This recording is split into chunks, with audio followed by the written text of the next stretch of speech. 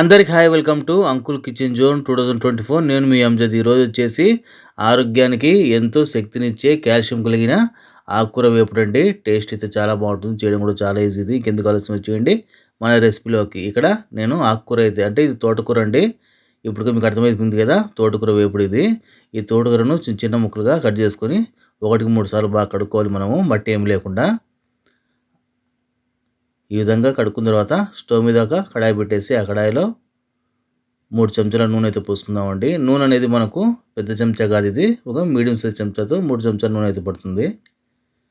నూనె వేడెక్కిన తర్వాత ఒక చిన్న స్పూను ఉద్దిపప్పు ఆవాలు వేసుకుని అవి చిటపట్లాడిన తర్వాత 2 ఎండుమిరపకాయలని చిన్నగా కట్ చేసి వేసుకోవాలి. ఇది కూడా ఒక సిగ్నల్గా మనం ఫ్రై చేసుకోవాలి. దీంట్లో ఒక 7 తెల్లగడ్డపాయలని కచ్చా పచ్చగా దంచి వేసుకోవాలండి.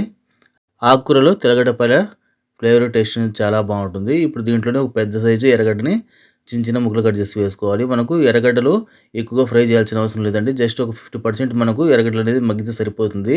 స్టవ్ అయితే నేను మీడియం ఫ్లేమ్లో పెట్టి ఫ్రై చేసుకుంటున్నాను.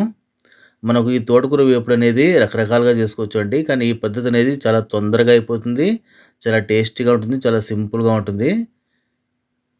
ఈ విధంగా మనకు ఎర్రగడ్డలు అయితే ఫ్రై చేసుకోవాలి. చూసారు కదా, ఎక్కువ కలర్ మారకుండా ఒక 50% అయితే మనకు ఎర్రగడ్డ అనేది బాగా మగ్గింది.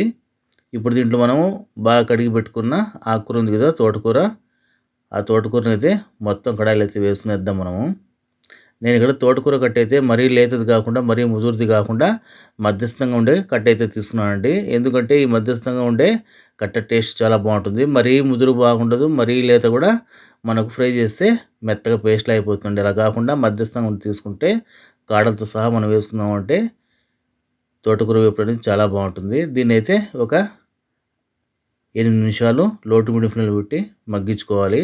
ఇప్పుడు చూస్తారు కదా, మన కడాయి నిండుకు వచ్చింది కదా ఆకు అనేది. ఇప్పుడు మగ్గే కొద్దీ మనకు ఆకుకూర అనేది బాగా తగ్గిపోయింది. ఇప్పుడు కడాయిలో 4 పక్కల అడ్జస్ట్మెంట్ చేసుకుంటూ ఆకుకూరను కిందికి పైన కలుపుకున్నామంటే ఒకే విధంగా మనకు ఆకుకూర అనేది ఫ్రై అవుతుందండి. చూస్తారు కదా, కింద ఉండే ఆకంతా బాగా మగ్గింది. దీన్ని కలుపుకుంటూ అడ్జస్ట్ చేసుకుంటూ మనము ఒక 8 నిమిషాలు మనం కలుపుకున్నామంటే పర్ఫెక్ట్గా మనకు ఆకుకూర అనేది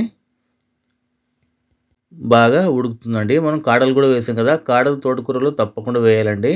లేతవి అయితే మనకు ఆకుకూరలో కాడలు ఉండవు. ముదురు అయితే మరీ ఎక్కువగా నార వచ్చేస్తుంది. తోటకూరలో నార శాతం అనేది ఎక్కువగా ఉంటుందండి. అది మన కంటికి కానీ జీర్ణాశయానికి కానీ చాలా బాగా పనిచేస్తుంది. ఒకసారి బాగా కలుపుకున్న తర్వాత ఒక 5 నిమిషాలు అయితే మనం మూత మూసి పెట్టేద్దాం. మూత తీసి రుచి తగ్గ ఉప్పు అలాగే కొద్దిగా పసుపు అయితే వేసుకుందామండి. ఉప్పు అనేది మనము ఆకుకూరలో వేసేటప్పుడు కొంచెం తక్కువగానే వేసుకుంటే మేలండి. ఎందుకంటే ఆల్రెడీ మనకు కొన్ని ఆకుకూరల్లో ఉప్పు అనేది కొద్ది శాతం అనేది ఉంటుంది.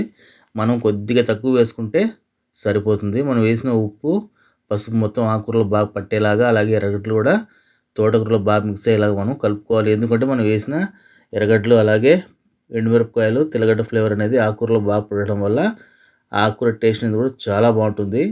ఇప్పుడు మనం కాడలతో సహా వేస్తున్నాం కదా, కాడలు కొంచెం నార శాతం కలిగి ఉంటాయి కాబట్టి అవి ఉడకాలి కదా.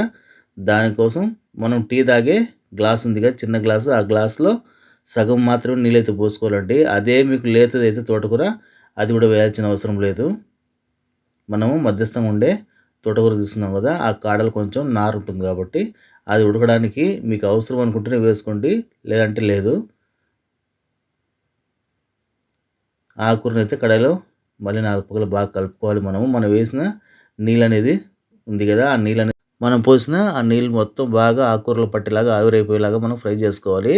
ఇప్పుడు స్టవ్ అయితే నేను మీడియం ఫ్లేమ్లో పెట్టానండి. ఇంతకుముందు లో టు మీడియం ఫ్లేమ్లో పెట్టి ఆకుకూరను అయితే బాగా మగ్గించాను. మనకు ఆకుకూర కూడా చూసారు కదా, ఎక్కడ కలర్ అయితే మారలేదు, పచ్చగా ఉంది. ఇప్పుడు మనము అడ్జస్ట్ చేసుకుంటూ ఆకును బాగా కలుపుకోవాలి. చూసారు కదా, ఇక్కడ మనం వేసిన నీళ్ళన్నీ బాగా ఆవిరైపోయాయి. మన తోటకూర వేపుడు కూడా రెడీ అయిపోయిందండి. చాలా సింపుల్గా చాలా టేస్టీగా ఉంటుంది. ఇప్పుడు దీనైతే ప్లేటింగ్ అయితే చేసేద్దాము. ఇది మనకు పప్పన్నంలో కానీ, సాంబార్ అన్నంలో కానీ, రసమన్నంలో కానీ, లేదా అలాగే రైస్లో కూడా కలుపుకొని తినడం కూడా చాలా బాగుంటుందండి. అలాగే చపాతీ కూడా సైడ్ డిష్గా చాలా బాగుంటుంది. ఎక్కువ మసాలా లేకుండా చాలా సింపుల్గా చేస్తున్నాం కదా. ఇది మీకు నచ్చితే లైక్ చేయండి, సబ్స్క్రైబ్ చేయండి, షేర్ చేయండి. Thank you friends.